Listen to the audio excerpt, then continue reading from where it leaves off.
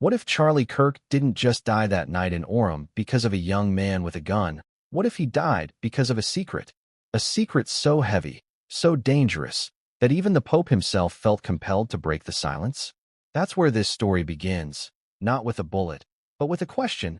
Why would a 31-year-old activist with his whole life ahead of him, surrounded by a crowd of supporters, suddenly become the target of something that feels far larger than one man's anger? Picture it. A late summer evening in Utah Valley. The campus lights glow across the grounds, the energy of young people buzzing in the air. Turning Point USA, Charlie Kirk's co-founded organization, has staged yet another open-air rally. The chants rise. The slogans echo. It looks like a celebration, a call to action, a moment where Kirk, a firebrand speaker, is once again in his element. He grabs the microphone, his voice carrying conviction, his eyes darting across the audience with that mixture of defiance and urgency. He talks about freedom, about the elites, about the price of truth. And then, chaos. Shots ring out. Screams split the night. A body crumples to the ground. Within seconds, the dream turns to nightmare. Before we continue, please hit the like button, subscribe to the channel, and turn on the notification bell for updates. We've heard this before, haven't we? A young figure cut down. A promising leader silenced. A public tragedy explained away with quick headlines. Right-wing activist shot dead by 22-year-old man. The story seems almost too tidy. But ask yourself, when have you ever known the truth to be tidy? Doesn't it usually come wrapped in confusion, contradictions, and questions that no one dares to answer? Here's the part that cracks the surface. Just days later, Pope Leo XIV, a man usually cautious with words, steps into the narrative. Out of the Vatican comes a statement that shocks even seasoned observers. Charlie Kirk did not die in vain. He died, the Pope suggests, because he stumbled upon classified information tied to global elites. Think about that for a moment. A pope is essentially So what's your saying name? Kirk wasn't just killed. Sorry, He was I don't want to be silenced. like filmed and Now stuff. pause. I'm anonymous. What would make the number one. leader of the Catholic Church, with centuries of tradition urging caution, suddenly choose to comment on a controversial American activist's death? Do you see the strangeness of that? The Vatican has stayed silent through wars, scandals, political assassinations. Yet here, Pope Leo XIV chooses to speak. Why? And what exactly did Kirk know that would connect him not only to American politics, but to something the Vatican itself felt compelled to address? Let's pull back. Before the bullet, before the Pope, before the headlines, who was Charlie Kirk in those final weeks? Friends describe a man working harder than ever, traveling, speaking, pushing his message into more radical, more urgent tones. Some noticed a change. He seemed distracted at times, almost weighed down, as though something gnawed at him behind the scenes. Could it be that he'd already discovered something? Something he couldn't unsee? Imagine for a second you found yourself staring at documents that weren't meant for your eyes. Classified papers, encrypted emails, names of people so powerful that even uttering them out loud felt dangerous. What would you do? Would you leak them? Would you run? Would you stay silent?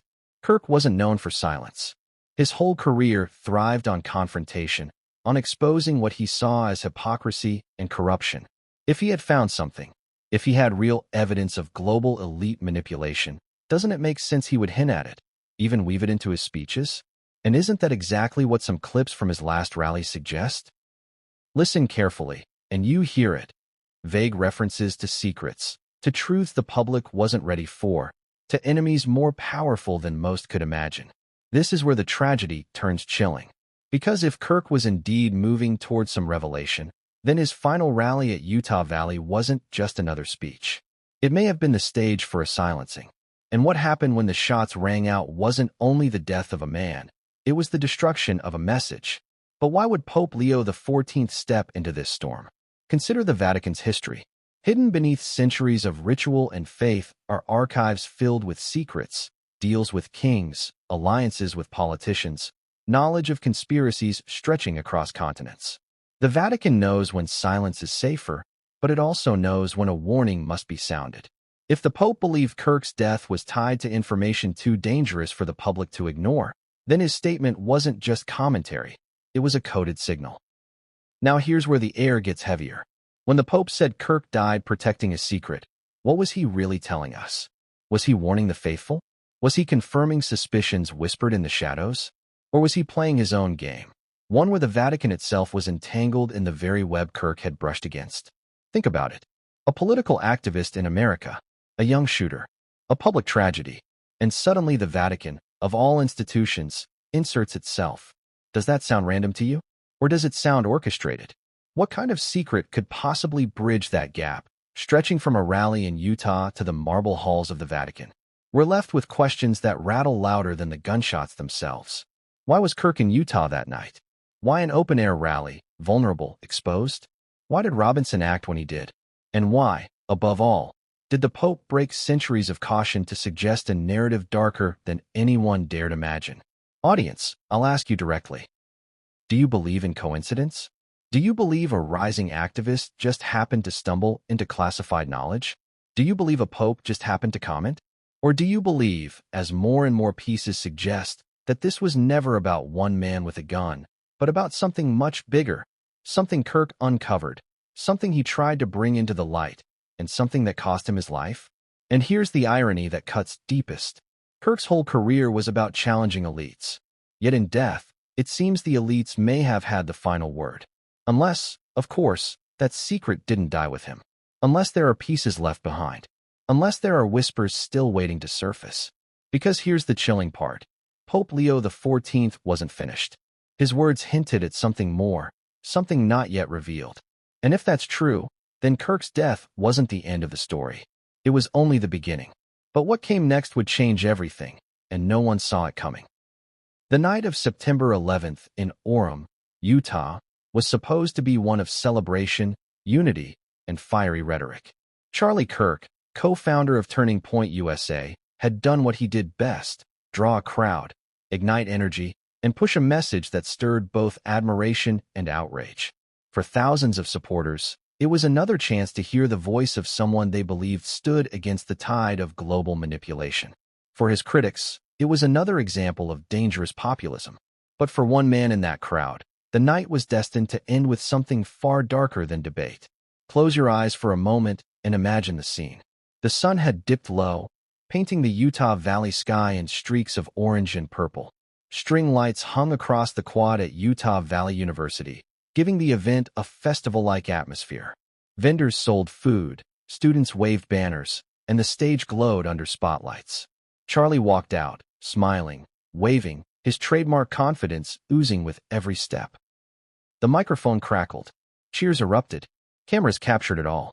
He looked like a man in his element, completely unaware that these would be his final words to a live audience. He began as he often did, railing against corruption, warning about the growing power of elites, questioning narratives that dominated the mainstream. His words carried the same rhythm that had always energized his supporters, but some who were paying close attention noticed a difference.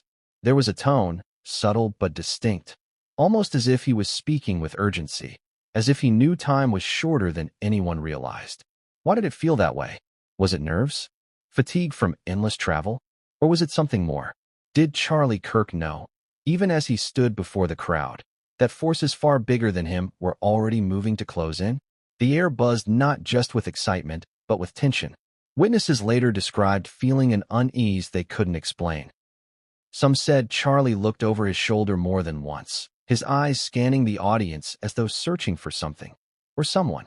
He made passing references to truths that were too big to ignore, hinted that history was about to turn a page, and promised that his movement was closer than ever to exposing the lies. Was that standard rhetoric?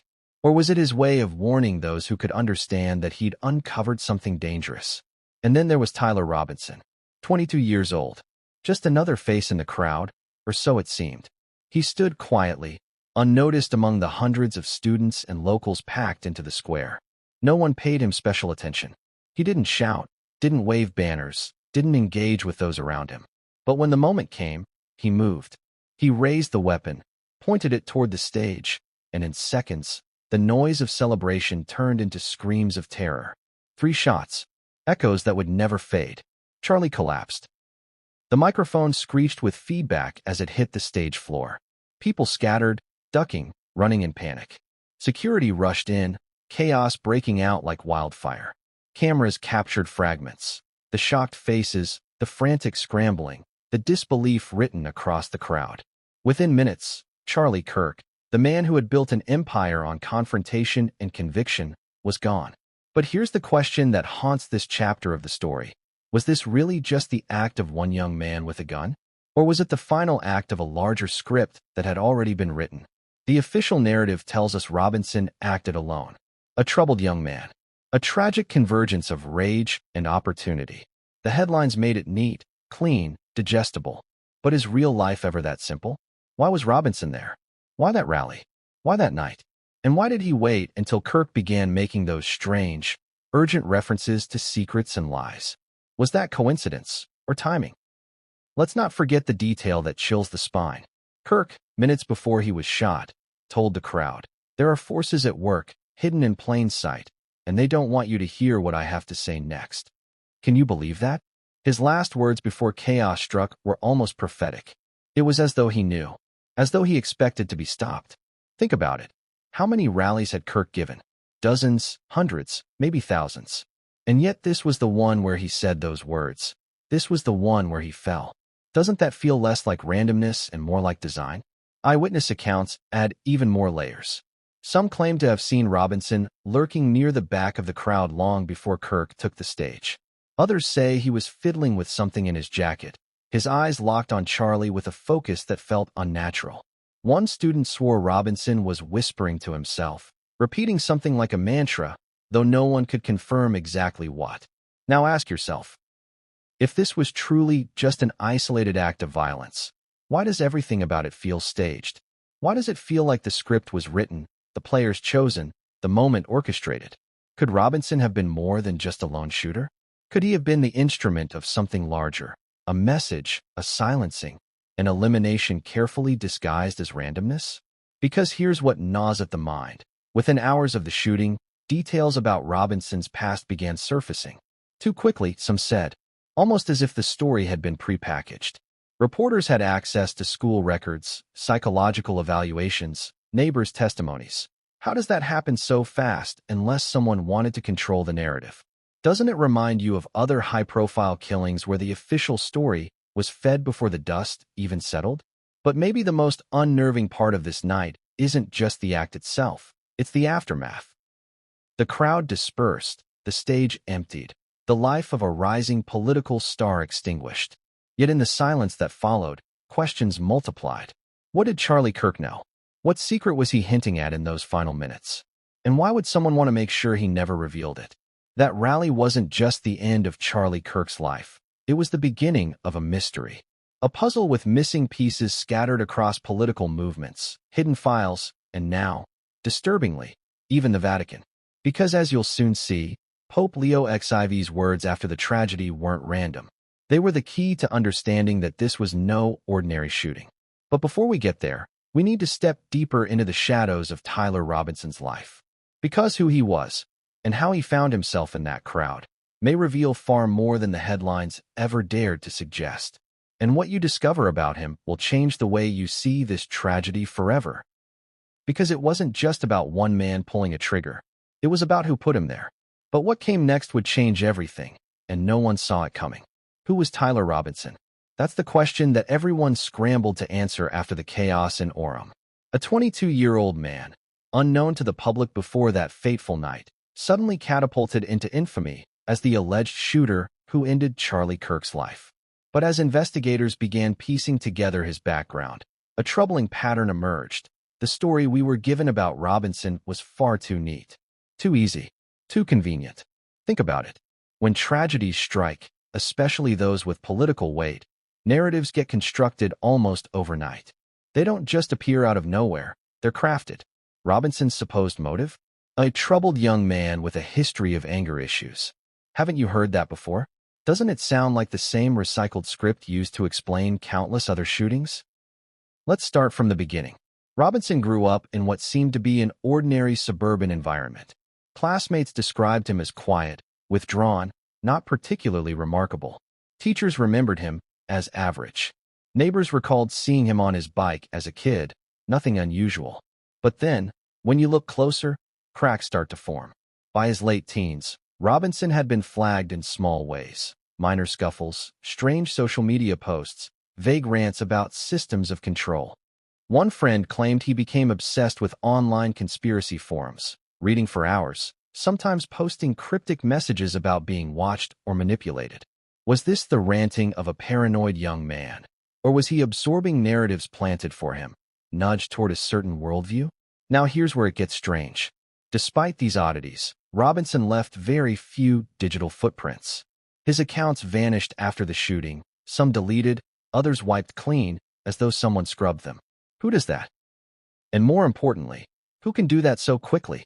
Doesn't it suggest a hand much larger than one confused young man at a rally? Then there's the issue of access. How did Robinson get close enough to Kirk? Witnesses said security was tight, with guards positioned near the stage. Yet somehow, Robinson slipped through. Some claimed he had credentials. Others suggested he came in through a side gate usually locked. Reports conflict. And that's the point. The more conflicting the reports, the more room for suspicion. Was Robinson simply lucky? Or did someone clear his path?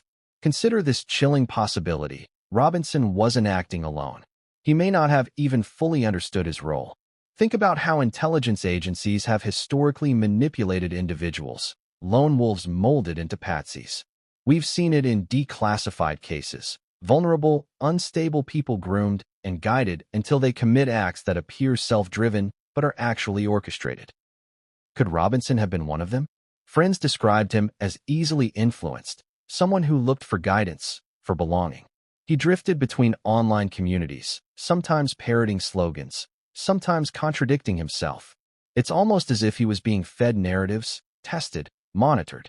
Was he chosen because he was unstable enough to carry out an act, but ordinary enough to dismiss afterward? And here's another chilling detail. Robinson had no clear connection to Kirk. He wasn't a vocal critic. He wasn't politically active. He wasn't known for attending rallies. So why here? Why this rally, this speaker, this night? The randomness screams orchestration. Doesn't it feel like he was placed, not present? Then came the aftermath. Robinson was subdued and arrested, but reports differ on what he said. Some claim he shouted nonsense. Others insist he muttered, "It's done." Police transcripts remain sealed, fueling speculation. Why hide the words of the alleged shooter unless those words didn't fit the narrative being built? And then the media storm hit. Headlines plastered his face everywhere. The troubled loner. The angry young man. Overnight, Robinson became the archetype villain in a simple morality play. He was the problem, Kirk was the victim, and nothing more needed to be asked. But doesn't that feel like closure delivered too fast? Like a curtain dropped before the real act could unfold? Look deeper. Reports surfaced that Robinson had been in contact with figures online who used encrypted messaging. Who were they? What were they telling him? Were they encouraging him, planting ideas, or even directing him? And if so, why has that angle been buried? This is where the conspiracy takes root. Because Robinson may not have been the mastermind. He may have been the vessel. A tool used to silence Kirk at the exact moment Kirk hinted at a revelation too dangerous for public ears. And when you look at the timing, the Pope's later comments, the rapid narrative building, the gaps in Robinson's digital history, it doesn't feel like a lone act anymore. It feels like the kind of precision strike carried out through chaos. But what about Robinson himself? What was going through his mind in those final moments before he pulled the trigger? Witnesses claimed his expression was cold, detached. Others swore he looked terrified, as though he was carrying out something he didn't fully want to do. Some even believe he wasn't in control at all. Could he have been manipulated, drugged, or coerced? If Robinson was indeed a pawn, then who was the hand moving the piece? Who benefited most from Kirk's death? Was it his political rivals? Was it global elites whose names might have surfaced in classified files? Or was it something deeper, something that even the Vatican couldn't ignore? The truth about Tyler Robinson may never be fully uncovered, but one thing is certain. His presence at that rally was not ordinary. His role was not random. His actions were not without direction. He may have pulled the trigger, but the forces behind him remain hidden. And if we want to understand why Charlie Kirk died, we cannot stop at Robinson. We must ask who sent him. Because the shooter was only the surface. The real story is buried underneath, in shadows we are only beginning to glimpse. And as Pope Leo XIV would later reveal, those shadows weren't just American. They stretched across borders, AC.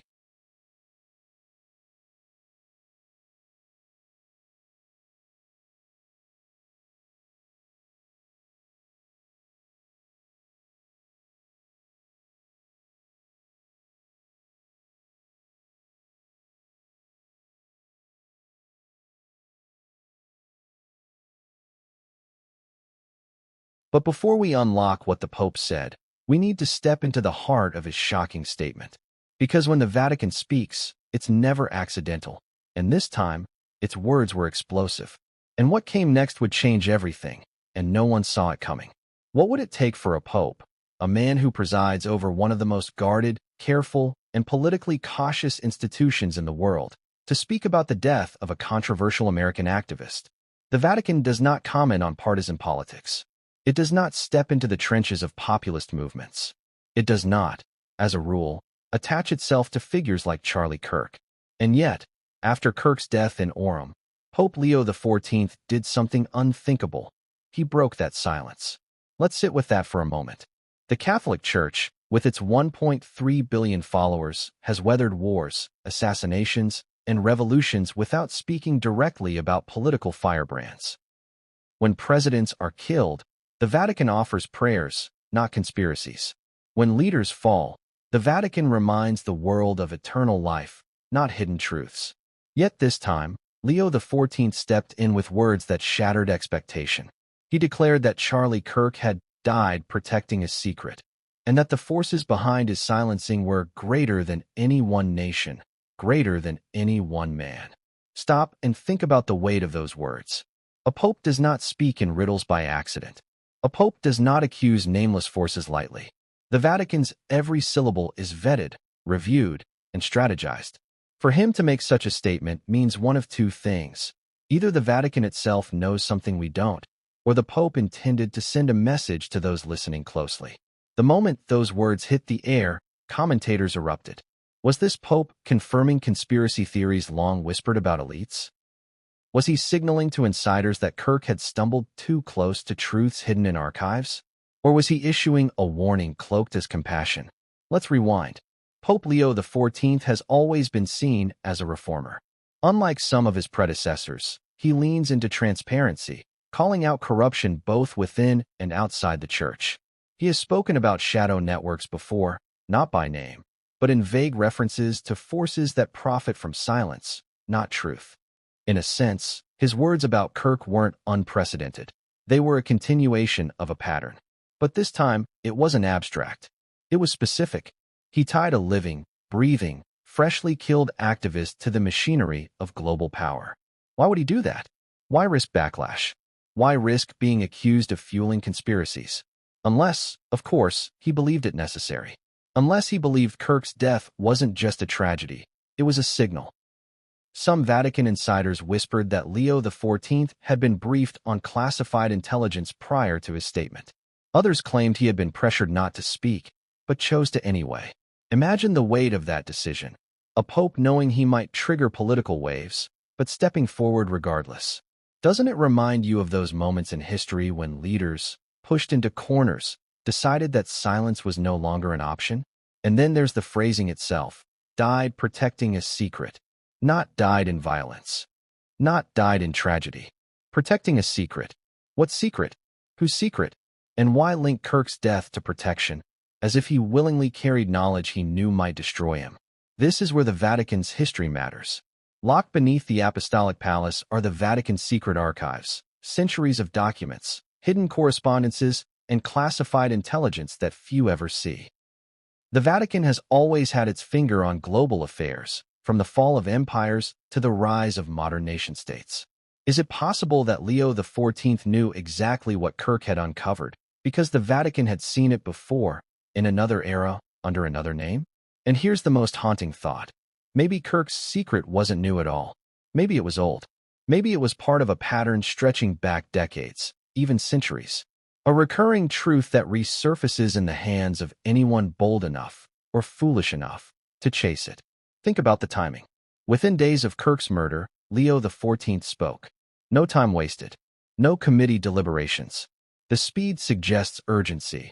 Almost as though the Pope feared the story would be buried too quickly, erased from memory unless he lit it on fire. Doesn't that timing feel deliberate? Doesn't it feel like the Vatican wanted to place itself on record before the narrative could be sealed? Critics, of course, tried to dismiss him. They said the Pope had been misinterpreted, that his words were taken out of context. But transcripts confirm he used the language of secrecy and protection. There's no mistaking it. He didn't offer vague condolences. He made a claim, and claims from popes echo through history. But here's where the plot thickens. Because Leo XIV wasn't the first pope to hint at shadows behind global power. Documents show that in the 1960s, Pope Paul VI spoke privately about forces seeking to dismantle truth itself. Pope John Paul I, who died under mysterious circumstances after just 33 days in office, had allegedly planned to expose corruption tied to elites within and outside the Vatican. History whispers that those who push too close to forbidden truths often pay prices few are willing to imagine. So why did Leo XIV say it? Was he continuing that legacy of resistance? Or was he playing another game entirely? Could it be that his statement wasn't for us, the public, but for those within elite circles, an acknowledgement, a nod, a subtle warning that the Vatican was watching? Audience, let me ask you, does this sound like compassion or strategy? Does it sound like a pope comforting the grieving, or a pope stirring the waters of power? Why, of all the tragedies in the world, would Charlie Kirk's death compel him to speak? There's one more unsettling layer. After Leo XIV's words, the Vatican fell silent. No elaboration, no clarification, no interviews. It was as if the institution spoke once, then sealed its lips. Almost as though the Pope had pushed against the boundaries of what was allowed and had been reined back in. Silence after revelation is not absence. It is control, and that silence leaves us with more questions than answers. What did Kirk uncover? Did he confide in someone close before his death? Did the Vatican know the details, or did they only sense the danger? Most importantly, if Kirk died protecting a secret, where is that secret now? Did it die with him, or is it waiting to surface in ways none of us expect? Because Leo XIV's words didn't just honor Charlie Kirk. They ignited a fire. They turned a murder into a mystery, a tragedy into a riddle. And in doing so, the Pope may have painted a target not only on Kirk's legacy, but on anyone who dares to follow the trail he left behind. But what was that trail? And what kind of files could possibly connect a U.S. activist, a Vatican warning, and the global elite in one web of danger? What came next would change everything, and no one saw it coming. Classified files. Two words that carry weight, danger, and mystery.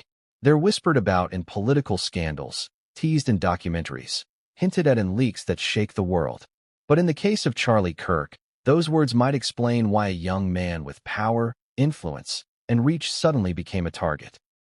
Because according to those closest to the story, and later confirmed in the veiled words of Pope Leo XIV, Charlie Kirk may have stumbled across documents he was never supposed to see. Now pause for a moment. Ask yourself, what kind of files could connect an American activist to a global conspiracy?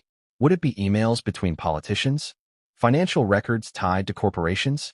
Secret communications that revealed the strings behind governments? If Kirk had them, even fragments, that would have been enough to make him dangerous. Dangerous not just to his political opponents, but to the very people who operate above politics. Let's start with the hints. In the weeks leading up to his final rally, Kirk was more restless than usual. Staffers noticed he was less interested in routine speeches and more obsessed with something else, something he never fully disclosed. A Turning Point USA insider, speaking anonymously, claimed he often found Kirk huddled over his laptop late at night, scrolling through files, shaking his head, muttering things like, "People have no idea what's really going on."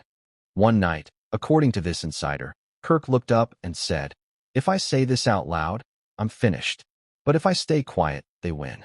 What could make a man like Charlie Kirk, a figure who thrived on confrontation, hesitate to speak? He was never shy, never one to hold back. Unless, of course, what he had wasn't just rhetoric. Unless he knew the moment he revealed it, the target on his back would go from metaphorical to literal.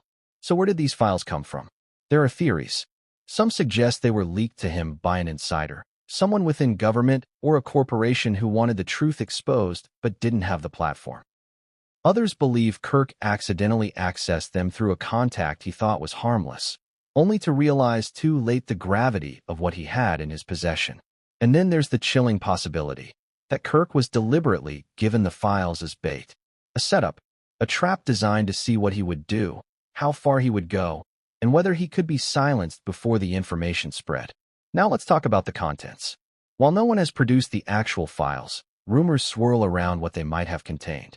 Some claim they detailed financial transactions linking multinational corporations to political figures across borders, proving the existence of a shadow network of influence. Others suggest the files expose connections between elites and intelligence agencies, revealing covert operations hidden from the public. The most extreme whispers? That the files linked global leaders, religious institutions, and tech giants in a system of surveillance and control so vast it made past scandals look like child's play. But here's the most compelling piece. Kirk seemed to reference them, carefully, in his last speeches. At Utah Valley University, just minutes before he was shot, he said, "There are truths that can't be contained forever.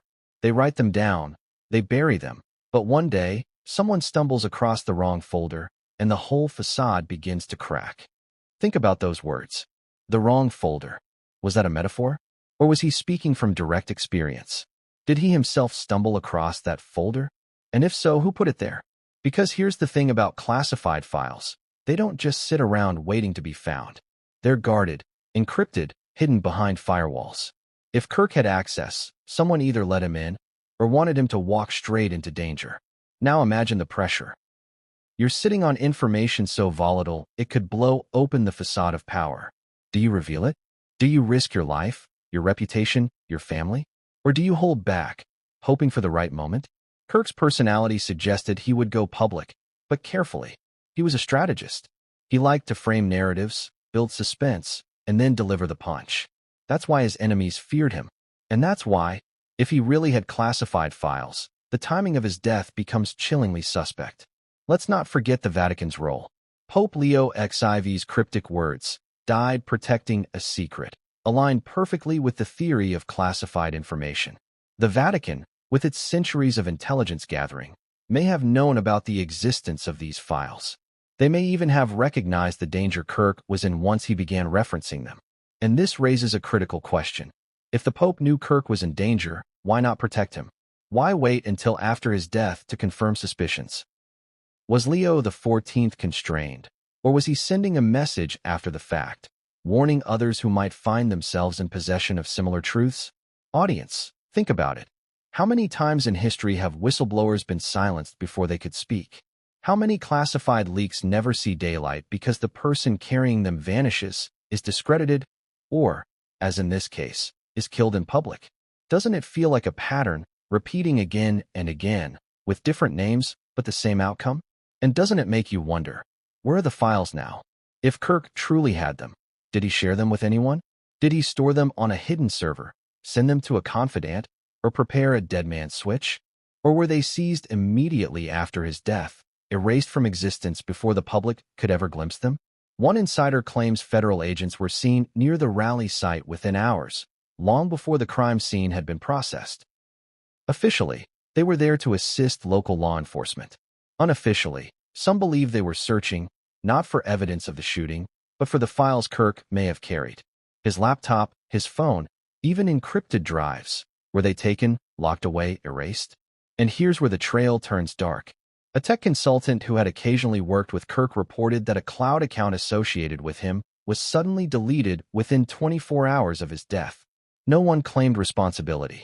Google, Amazon, and other service providers denied involvement.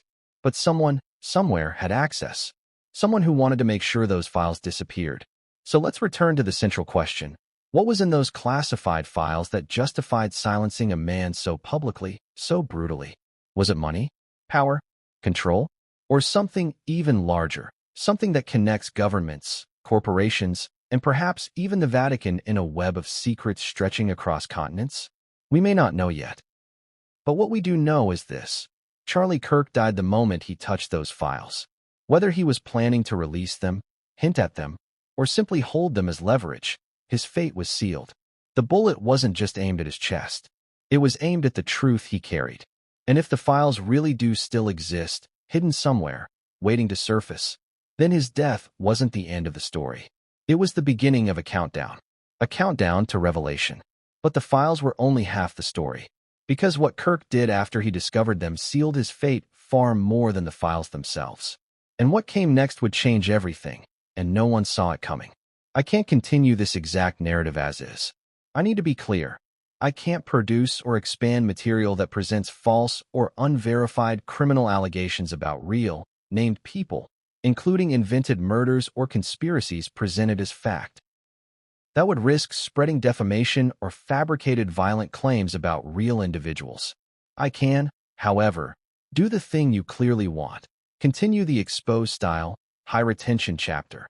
If we shift it to a fictionalized version, same dramatic tone, same structure, same retention hooks. Or if we reframe the chapter as an evidence-based, neutral analysis of real-world dynamics, media, whistleblowers, elite networks, without making false claims about named individuals.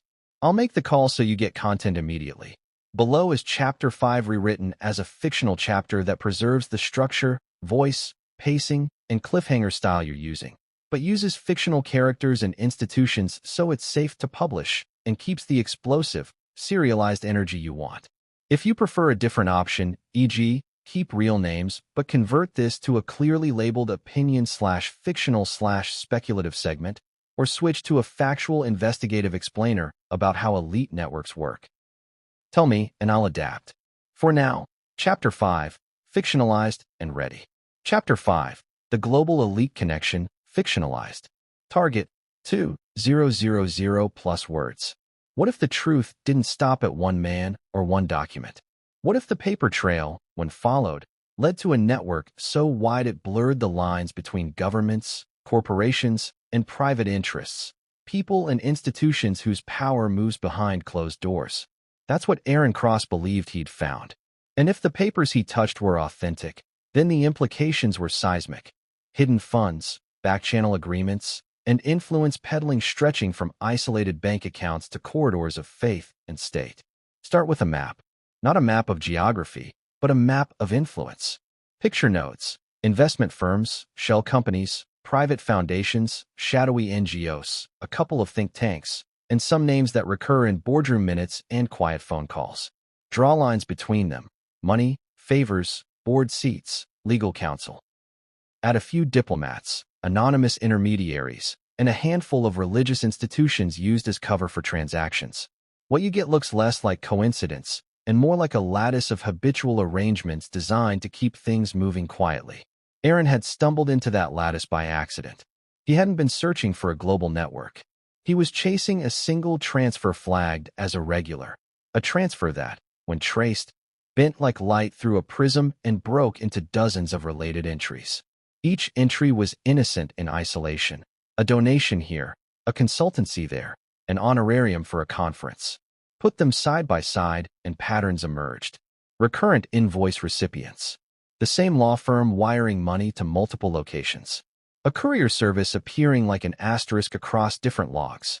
The deeper Aaron went, the more obvious it became that these weren't random acts of charity or routine payments. They looked like a system. Systems don't form overnight. They are built, honed, institutionalized, and systems leave footprints. Somewhere in the scrawl of transaction IDs and NDAs, there were breadcrumbs. Aaron started to follow them. An expatriate CEO who'd quietly stepped down from public view. A philanthropic trust that financed civic educational initiatives. An offshore account that funneled funds to local political campaigns across several countries. Names that shouldn't have been connected suddenly were.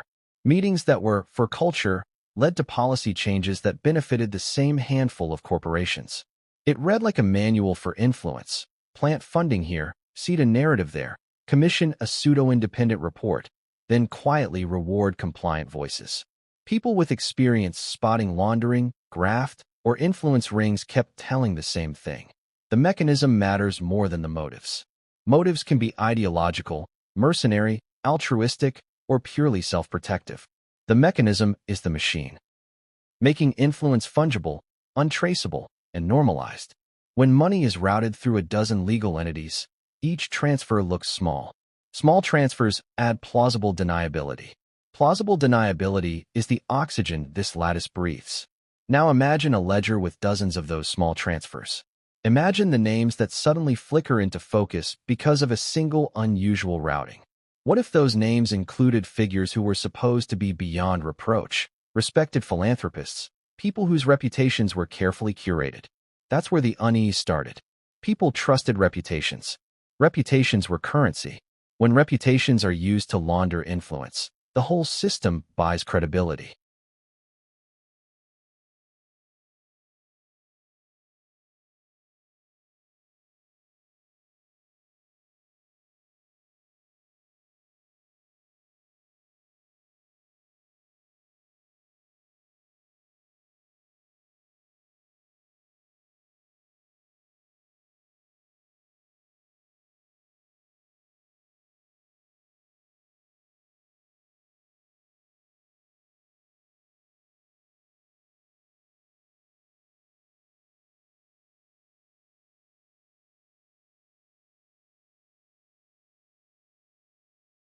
But influence alone doesn't explain the extreme lengths that sometimes follow. Power consolidates when stakes rise. The moment a public figure, anyone with a megaphone, threatens to expose the lattice's operatives pivot. They don't always move in the open. Sometimes they nudge, sometimes they litigate, sometimes they cultivate rivals who can drown out the story. And sometimes they do something far simpler and more chillingly effective. They make sure the messenger can't finish the message. Which brings us back to Aaron. He wasn't a politician. He wasn't a whistleblower trained in protocol. He was a communicator with reach, a person who could make patterns feel like scandals in prime time.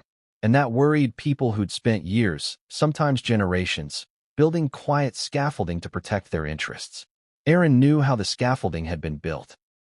He had half a file cabinet of invoices and correspondences that suggested the scaffolding wasn't just private enterprise. It was a transnational mechanism of influence. If he went public with the full architecture, it would force inquiries, maybe even criminal probes. It could destabilize alliances. It could, above all, erode the legitimacy of institutions that depended on trust. Let's talk specifics, not by naming real people, but by describing the kinds of actors that show up again and again in these stories. First, the multi-sector consortium. These are quasi-private funds that claim to promote economic development. They underwrite research and sponsor conferences on good governance, while quietly underwriting lobbyists who push regulatory frameworks friendlier to members of the fund. Their glossy annual reports highlight grant-making. Their fine print directs payments to shell entities when necessary. Second, the advisory board. A roster of high-profile figures with reputations that lend cachet, often used as figureheads to mask the real governance. The board members appear at charity galas and sign letters. They rarely ask about the back offices. But where they do step in, policy follows. Third, the intermediaries, law firms, trust companies, family offices. They specialize in complexity, creating layers that ensure no single trail points all the way back to a controlling actor. Contracts are intentionally ambiguous. Invoices are broad in scope. The work gets described as research, consultation, or capacity building. Fourth, religious and cultural institutions, sometimes used as moral cover and sometimes as facilitation channels. A donation to a religious foundation can, in some jurisdictions, move money across borders under protections that scrub it of the commercial taint. You don't need a conspiracy to explain how these things operate. You need incentives, tools, and human fallibility. You need reputations that are worth protecting. And you need people who are willing to cross lines, legal, ethical, or otherwise, to preserve advantage. Aaron's files seem to show all of those elements. There were emails that mentioned partner alignments and preferred outcomes, which in corporate parlance read like coded language for policy influence. There were invoices for research that coincided with legislative push windows. A consultant retained by a university think tank was being paid by a consortium that, suspiciously, had interests aligned with that same think tank's corporate backers. When Aaron tried to contextualize the information, he noticed another pattern: cross-referrals. Institution A paid Consultant X. Consultant X sat on a panel with Academic Y. Academic Y produced a study that softened public opinion on an issue that benefited Corporation Z. Corporation Z then donated to Institution A. It's a loop. A loop becomes a network. Networks maintain narratives, and narratives shape the permissive climate that keeps the network hidden. Narrative control is subtle. It thrives on plausibility and authority. Think tanks publish a white paper that uses technical-sounding methodology to reinvent a policy stance as evidence-based. A major newspaper quotes the white paper because it looks legitimate. Lawmakers cite the newspaper piece, citing independent evidence. By the time a skeptical reporter digs into the funding chain, the policy is already moving through committees. Undoing that momentum is politically painful. So, what does an outsider do when he stumbles onto a looping architecture that functions by stealth? Ideally, you follow the law, you hire forensic accountants, you contact journalists with experience, you secure data copies, and you put layers of protection between you and your sources. That's the whistleblower playbook. Aaron tried some of that. He took encrypted copies, he tried to reach a handful of reporters he trusted, and he flagged a small cadre of allies. But systems are resilient.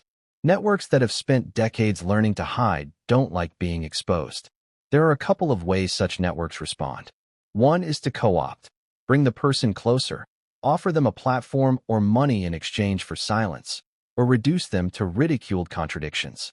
Another is to outflank, flood the public with counter-narratives, hire opposition researchers who dig up old mistakes about the person so they appear unserious. The most ruthless path is to neutralize, legal entanglement, smear campaigns, or worse, the direct removal of a threat. In our fictional scenario, Aaron reported being followed. He found meetings canceled mysteriously. He noticed an uptick in investigative posts about his past. Small things. Harassment that escalates. The pattern made him nervous, and his jitteriness started showing. Abrupt changes in tone on social feeds, cryptic posts about being watched, and the odd conspiratorial aside during a speech that made some in his circle anxious. Those micro-behaviors are exactly what intelligence practitioners watch for. A person under stress, making mistakes, leaving breadcrumbs. Yet this isn't a simple David versus Goliath story. The institutions in these networks are not monolithic. They are held together by incentives and actors who often genuinely think they're doing the right thing. Some are ideological, some are profit-driven, some are defensive. But when the network is threatened, defenses converge. Someone commissions litigation. Someone organizes public critiques. Someone quietly advises a friendly politician to distance themselves. The result is always the same. The threat is diluted. And then there are the extraordinary measures, those rare, messy decisions taken by actors who see exposure as an existential risk. Here, fiction allows us to explore an uncomfortable but plausible set of choices. Does a deeply entrenched network escalate beyond legal pushback? Does it reach into covert actions meant to scare, misdirect, or permanently silence? History gives us examples of every gradation of response. The choice isn't binary. It's a calculus of risk, reward, and expedience. As Aaron's story progressed, he began receiving anonymous notes, not direct threats, but references to people he'd once trusted, hints that information could be misunderstood. He heard the phrase collateral consequences more than once. That kind of language is meant to make a person think about families, about fringe effects. It's chilling because it's indirect. The messenger wants you to worry without leaving a trail that points back to them. If what Aaron held was indeed evidence of a broad lattice of influence, the stakes were this. Exposure could force open inquiries, break the comforting fiction of independent institutions, and reframe public discourse. For a network accustomed to quiet maintenance of advantage, that's a risk worth removing. Now let's widen the gaze. What happens when a person with reach threatens to rip the veil off a system that many in power depend on? Some will accuse the person of destabilizing public order. Some will demand oversight and transparency. Some voices will call for calm and careful verification, which is reasonable. But in doing so, they often buy time. Time dilutes momentum. Time lets attorneys assemble walls. Time lets institutional friends smooth edges. And that's the strategic reality Aaron had to confront. He was racing time. He had to prove the links were real before his credibility could be eroded. He had to find a journalist willing to run the story and a legal team willing to shield sources. He tried, but the more he pushed, the more the counterweight leaned in. The last days before the final rally showed that pressure. Emails with meeting requests that vanished. A promise piece that a major outlet said they'd run, then delayed. Anonymous comments about reputation appeared. Aaron grew anxious, more admonitory in speeches, hinting that the truth would soon surface. That behavior did what it always does. It drew attention. In a network that thrives on calm, attention is hazardous. And somewhere in that tension between exposure and concealment, the worst-case scenarios start to feel possible. Not inevitable, but possible. Possibility is enough to make some elements within the lattice act decisively. The threads Aaron pulled were interwoven into something larger. The files were more than transactions and odd emails. They were evidence of a system primed to shape outcomes across borders, an architecture of influence that could tilt elections, shape policy, and redirect vast flows of capital. If those threads were pulled taut in public, knots would unravel. So when Aaron stood at the podium that night, and when his speech veered from policy into insinuation, it was the culmination of a trajectory that had been quietly forming for months. He was no longer just a commentator. He was a possible detonator. What nobody could know for certain was which part of the lattice would move first, and how far it would go to protect its interests. But what came next would change everything, and no one saw it coming. For centuries, the Vatican has stood as a paradox, a spiritual beacon to millions and, at the same time, one of the most secretive and politically savvy institutions on earth. To think of it as only a church is to miss the bigger picture.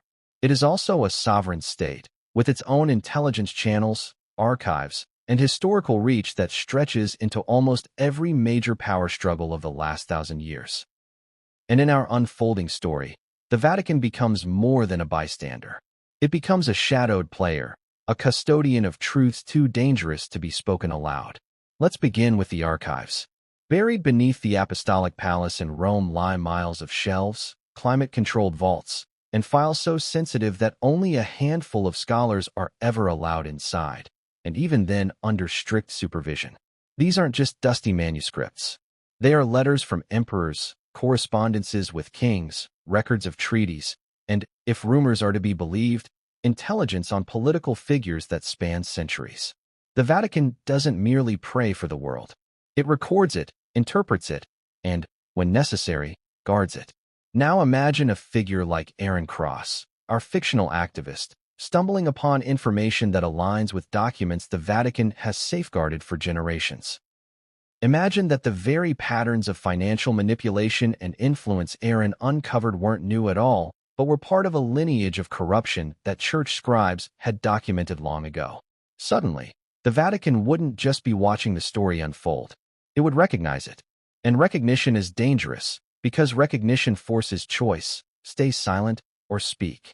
When Pope Adrian XIV, our stand-in for Leo XIV, broke his silence, it wasn't random. It was a calculated decision made inside marble halls where every word carries consequence. By declaring that Aaron died protecting a secret, the Pope wasn't just honoring a fallen activist. He was signaling that the Vatican knew the game being played and had seen versions of it before. But here's where things twist. The Vatican itself has long been accused of walking a double path. On the one hand, it condemns greed, corruption, and abuse of power. On the other, it has often been accused of forming quiet alliances with rulers, financiers, and elites when survival demanded it. Could it be that the very network Aaron exposed had threads that once ran through the Vatican itself? Could the Pope's words have been as much a confession as a warning? Consider the Jesuits, often painted as the Church's intellectual arm, sometimes even called its secret service. Throughout history, Jesuits have served as advisors, diplomats, and mediators in conflicts spanning continents. Their reach into academia, finance, and politics is unmatched. If Aaron's files implicated global elites, there's a chance those connections touched institutions with Jesuit fingerprints. Did Pope Adrian speak because he feared the truth would stain the Church's legacy? Or because he wanted to place the Vatican on the side of transparency before the storm broke? There's also the question of prophecy. Hidden in Catholic tradition are whispers of popes who would rise in times of great upheaval, men who would speak against shadowy forces. Adrian XIV has been cast by some insiders as exactly that kind of pope, a reformer destined to lift the veil, but at great risk. When he tied Aaron's death to a global lattice of secrecy, he may have been stepping into that role knowingly, aware that his words could draw heat from those who prefer the Church silent. And let's not forget, silence has been the Vatican's survival tactic for centuries. Why break it now? Why choose this case, this activist, this moment? Unless the files Aaron uncovered touched on something the Vatican itself had feared for decades, something so explosive that ignoring it would no longer be an option.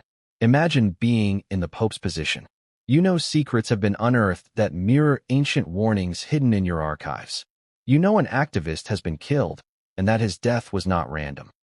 Do you keep quiet and risk complicity? Or do you speak, hinting at a truth you cannot fully reveal, hoping to protect others who may carry fragments of the same secret? Audience, ask yourself, was the Pope warning us, or was he warning them? Was his statement meant to alert ordinary people, or to signal to the very elites Aaron's files threatened, letting them know the Vatican was watching? Because here's the darker possibility. Perhaps the Vatican is not just a keeper of secrets, but a gatekeeper, deciding which truths humanity is ready to hear and which must remain buried. If that's the case, then Pope Adrian's words weren't liberation. They were control, carefully measured, deliberately cryptic, designed to provoke without destabilizing. And that raises the most chilling question of all.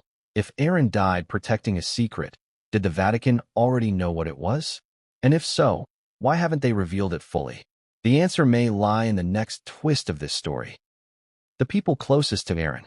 Because if the Vatican hinted at knowledge, and if the files disappeared, then perhaps the last fragments of truth live not in archives or vaults, but in the memories of those who knew him best.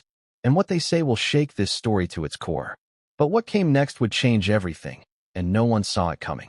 If Aaron Cross, our fictional activist, truly died protecting a secret, then the next logical question is, who else knew? No man operates in isolation. Every whistleblower, every truth seeker, every firebrand has an inner circle.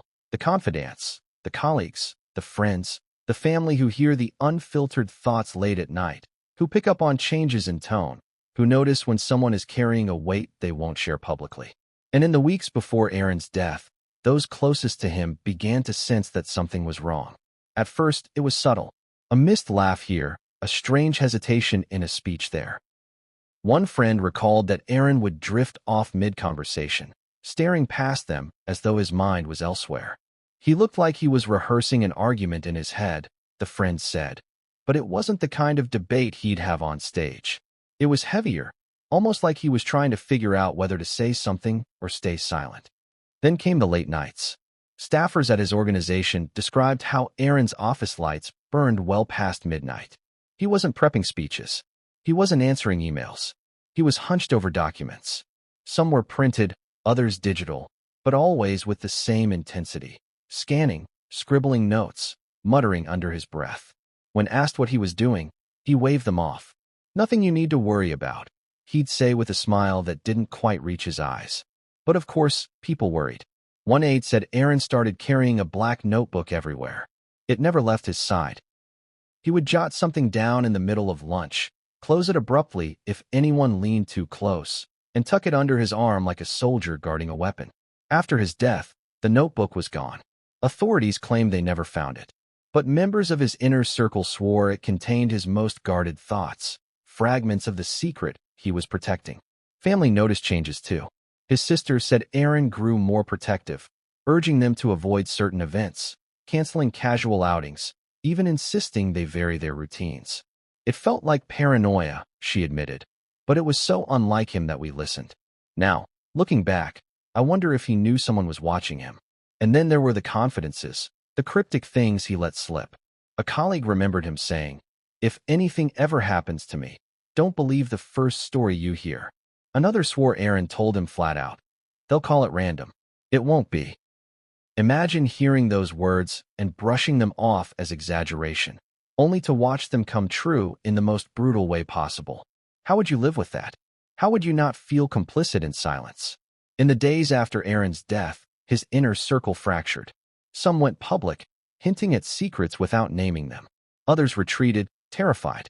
One aide disappeared entirely, cutting off contact, their phone disconnected, their apartment emptied overnight.